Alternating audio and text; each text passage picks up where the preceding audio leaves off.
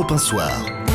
Voici le duel d'Europe 1 Soir que vous arbitrez, Nicolas Poincaré. Ce soir, Guillaume Roquette de Valeurs Actuelles face à Claude Veil du Nouvel Observateur. Et attention, touche pas à la famille. On s'aperçoit que tout de suite, ça fait du bruit. François Hollande a été violemment attaqué aujourd'hui pour sa proposition de supprimer le quotient familial. Alors, il s'est expliqué cet après-midi, le candidat socialiste, en disant qu'il ne veut pas supprimer ce quotient familial, mais le moduler pour le rendre plus juste. N'empêche, Guillaume Roquette, on a l'impression que tout ça n'a pas été très favorablement accueilli. Ah bah oui, ça c'est le moins qu'on puisse dire, parce que la proposition de François Hollande jusqu'à cet après-midi, ça consistait quand même à faire que toutes les familles gagnant plus de 4 200 € bruts par mois, revenus du couple, c'est-à-dire 4 200 pour les deux, si les deux travaillent, seraient perdantes avec le changement tel qu'il est fait. C'est-à-dire qu'on rappelle juste le principe, on remplace l'économie fiscale par un chèque, je crois que c'est de 607 € par mois et par enfant, quel que soit... Par an, un avantage... Oui, non, un avantage fiscal de 600 € par an. Oui, pas un avantage fiscal de 600 € par an pour un chèque pour chacun des enfants. Et ce qui est intéressant, c'est que effectivement, l'idée qu'il y a derrière ça, c'est j'aime pas les riches. C'est toujours un peu la même chose. Simplement, vous savez, je crois que c'était en 2007, François Hollande disait sont riches ceux qui gagnent plus de 4 000 € par mois. Bah ça y est, on y est. Le seul problème, c'est que d'après les calculs de l'administration du Trésor, ça fait 4,5 millions de familles en France. Ça fait beaucoup quand même. Qui seraient touchées. Et environ 5 millions qui bénéficieraient d'une petite hausse. Claude Veil. Eh bien, vous faites bien de parler de l'administration du Trésor, puisque c'est justement un rapport de l'administration du Trésor qui pointe que le système actuel du quotient familial est inique et favorise trop les revenus élevés.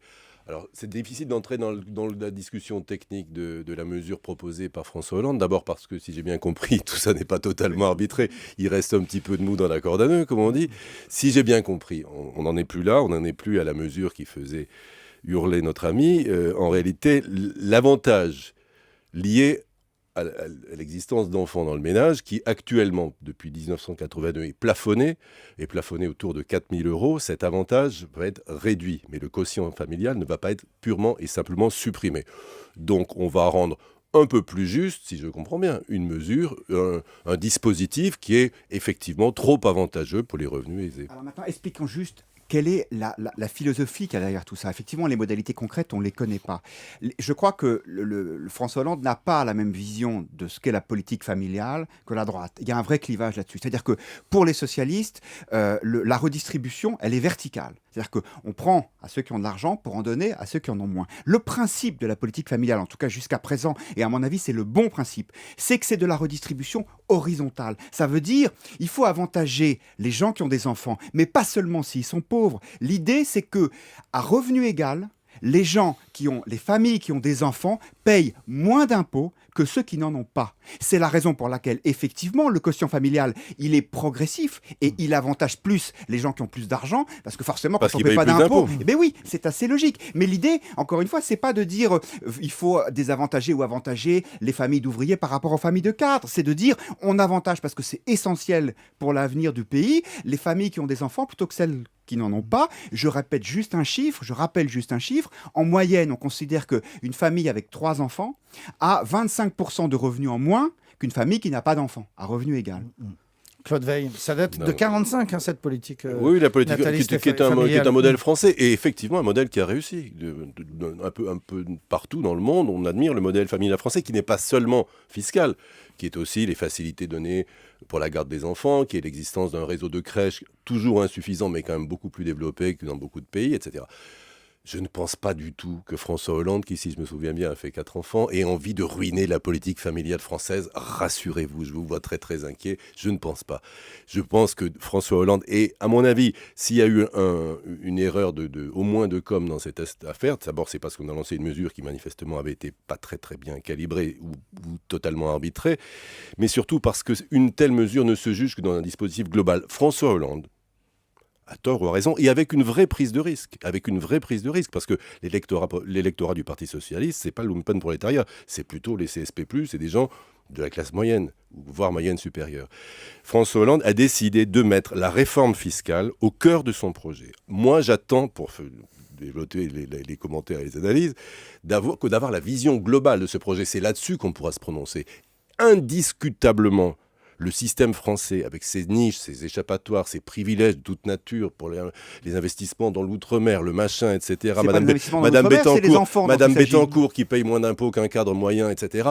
Tout ça fait que le système fiscal français est Madame intégré. Bettencourt, elle n'a qu'un enfant, donc le quotient familial, ça ne devait pas être énorme. En l'occurrence, ça n'était pas ça. Mais ce que je veux dire, c'est que le système fiscal français, globalement imité de tous les côtés, est devenu très injuste. Il faut le refonder. François Hollande a mis au cœur de son projet la refondation du système fiscal. Il a raison.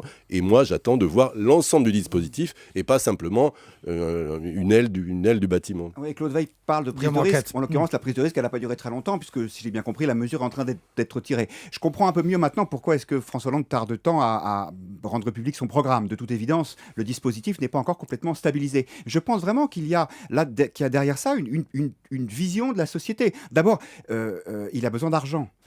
Il a dit, je vais recruter... Nous avons besoin d'argent. Je vais recruter... Oui, alors François Hollande a besoin d'argent pour recruter 60 000 fonctionnaires de plus dans l'éducation nationale. Vous m'obligez à faire l'avocat du PS, je ne suis pas le représentant du PS, mais il a dit que c'était à dépenses constantes, c'est-à-dire que ces 60 000 emplois seraient récupérés ailleurs. Eh bien, exactement. Et par exemple...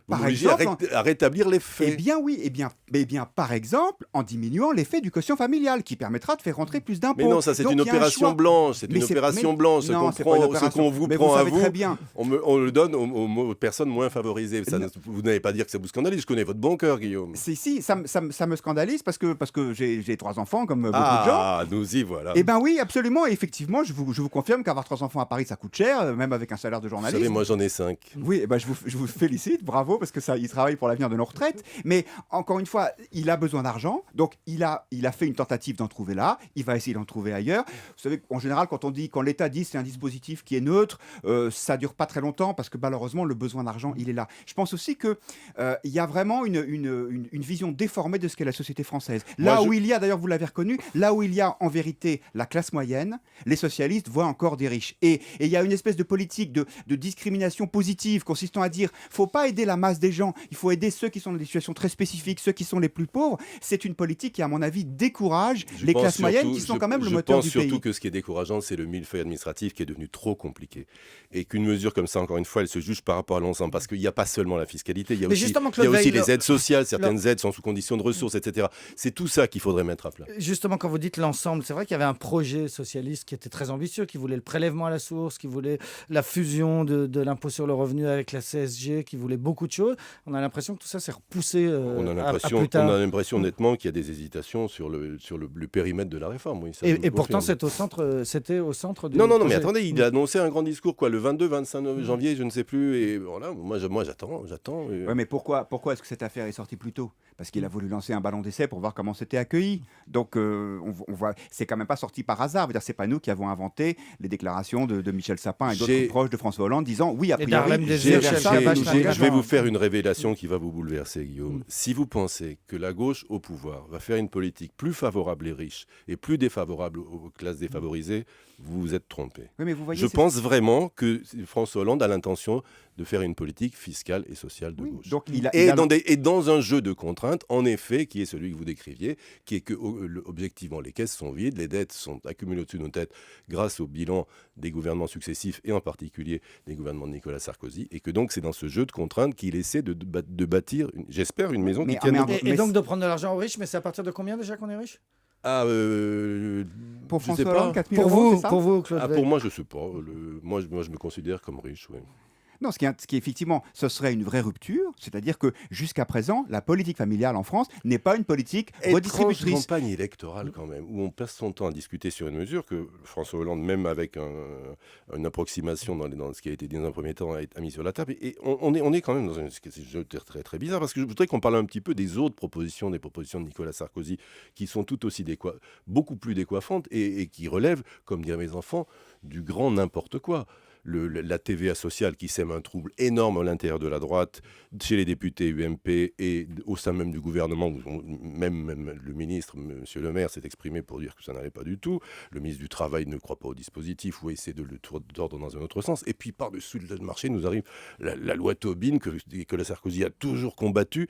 On est dans une espèce de folie de propositions lancées sans aucune préparation, sans aucune réflexion, dans l'improvisation totale, qui ne sont pas des propositions de candidats, qui sont des propositions de présidents qui prétendent les réaliser avant la fin de son mandat. Je vous accorde volontiers que le contraste...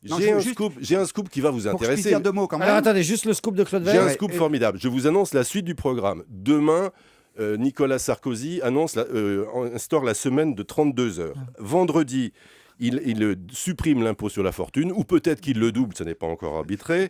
Et dans la nuit de samedi à dimanche, il envahit la principauté de Monaco. On est quand même dans le grand n'importe quoi. Oui, on annonce des mesures, tout ça dans un seul but, c'est de se replacer au centre du débat, de saturer les écrans radars pour obliger le débat politique à tourner autour de ces propositions. On n'est pas chez Nicolas Canteloup, on va essayer de rester sur un registre rationnel. Il est certain que le contraste entre, d'un côté, François Hollande qui propose de diminuer le quotient familial et de l'autre côté Nicolas Sarkozy qui veut mettre une taxe sur les transactions financières, on se demande qui est de gauche et qui est de droite. Moi j'aimerais bien que vous m'expliquiez. Je comprends que Claude Veil vous me disiez que c'est une bonne idée d'instaurer la taxe Tobin dans un seul pays. Je comprends que Claude Veil soit un peu perturbé, surtout que les socialistes ont toujours dit qu'ils voulaient mettre en place cette taxe. Jamais dans un seul pays. Je vous rappelle, cher Claude, que hier Nicolas Sarkozy a déjeuné avec Angela Merkel et que Merkel lui a dit... Il lui a dit non. Non, il lui a dit c'est pas vrai. C'est bien pour vous mais pas pour moi. Vous avez sûrement assisté à la conférence de presse. Si la place bancaire de Paris est mise en difficulté, ça ne peinera pas beaucoup Mme Merkel. Ce que vous dites n'est pas vrai parce qu'il y a déjà eu une déclaration commune au G20 entre la France et l'Allemagne en disant oui, il faut mettre en place cette taxe sur les transactions financières. Mais simplement Mme Merkel dit pas moi, pas maintenant, pas tout de suite. Je pense qu'il est de meilleure politique pour la France de effectivement mettre une taxe sur les transactions financières que de toucher à la politique familiale. Nous sommes dans le temps des propositions, pas dans le temps des grandes réformes. On est en fin de mandat, on n'est pas à l'aube d'un nouveau mandat. Claude Veil du Nouvel Observateur, 5 enfants face à Guillaume Roquette de Valeurs Actuelles, 3 enfants. 5-3. Dans un instant, les récits d'Europe 1 Soir, on parle d'Edgar Hoover avec l'écrivain Marc Duguin. À tout de suite.